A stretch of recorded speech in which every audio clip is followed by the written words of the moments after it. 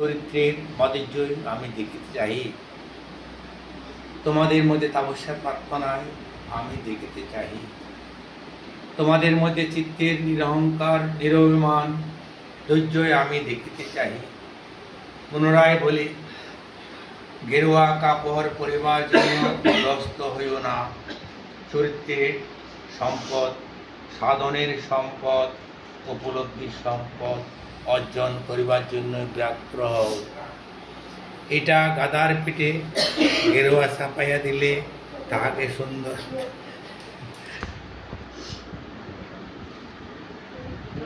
কিন্তু হওয়াতে লাভ কিছু হয় কি?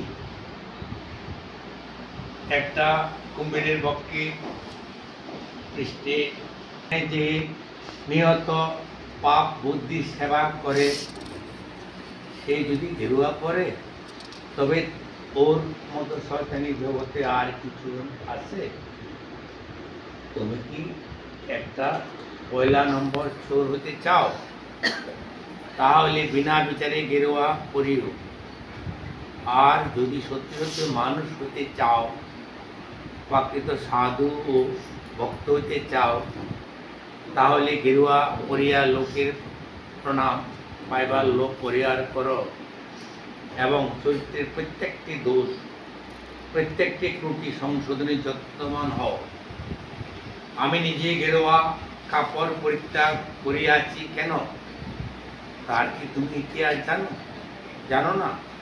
একপাল অলস নাস্তিকের জন্মদাতা গৃহ যে যুগে গেরুয়া পরিবে, তেল নুন লঙ্কার দোকানদার যে যুগে গেরুয়া পরিবে, বাজারের গণিকা যে যুগে গেরুয়া বস্ত্র সুপাত্রের পক্ষে গেরুয়া লাভ সঙ্গত বলিয়া মনে করি, যাহা সত্য।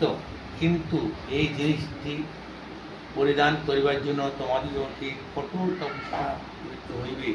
10 মাস 10 দিন জঠরে ধারণ করিয়া যাহার জন্ম দিয়াছ, প্রাণান্ত যন্ত্রণা সহিয়া যাহাকে প্রসব করিয়াছ, তাহাকে যদি মানুষ করিয়া গড়িয়া তুলিতে না পারো, তবে কি মা তোমার নিজেরও অন্তরে কোনো কষ্ট হইবে না, যার জন্য তোমার পক্ষে কোনো দুঃখই দুঃখ নহে, তাকে স্বস্তে ধরিয়া খাওয়াইয়াছ। তোমাদের সেই প্রেম, সেই স্নেহ, সেই অযাচিত ভালোবাসার পবিত্রতার মধ্যে আমি পরমাত্মার সাক্ষাৎ কৃপাকে দর্শন করিয়াছি। কিন্তু মা, আমাকে পেট ভরিয়া খাইতে দিলে আমি পরিতৃপ্ত হই না। যদি তোমরা নিজ নিজ গর্ভপ্রসূত সন্তানগুলিকে মানুষ করিয়া তুলিবার জন্য যথাসাধ্য শক্তির ব্যবহার না করো, তোমার নিজের সন্তান অলস অকর্মণ্য রুগ্ন হইয়া নিজের বংশ নিজে সাধন করিতেছে, তুমি মা চুপ করিয়া বসিয়া বিনা প্রতিবাদে দেখিতেছ, আর আমাকে আনিয়া ক্ষীর স্বর মণি নাড়ু দই সন্দেশ প্রভৃতি খাওয়াইতেছ। এই দৃশ্য যে মা আমি সহিতে পারিতেছি না।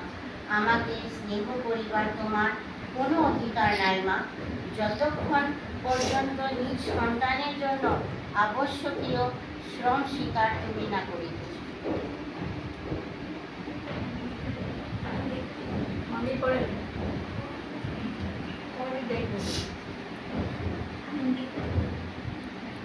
আত্মসংশোধনের চেষ্টায় গুরু ভক্তির প্রমাণ।